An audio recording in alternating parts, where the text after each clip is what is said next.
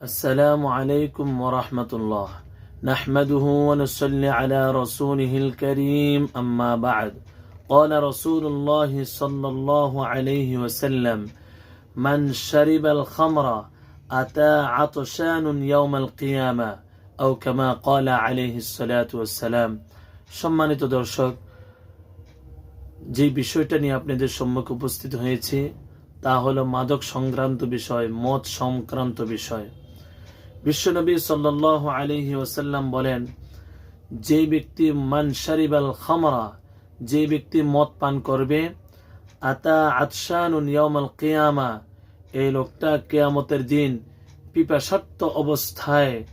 পিপাসার্ত অবস্থায় হাসরের ময়দানে উপস্থিত হবে। এই লোকটা কিয়ামতের দিবসে তৃষ্ণার্ত অবস্থায় হাসরের ময়দানে উপস্থিত হবে। তাহলে আমি যদি নিজেকে হাসরের ময়দানে পিপাসার্ত থাকতে চাই তাহলে অবশ্যই মদ পান করতে হবে।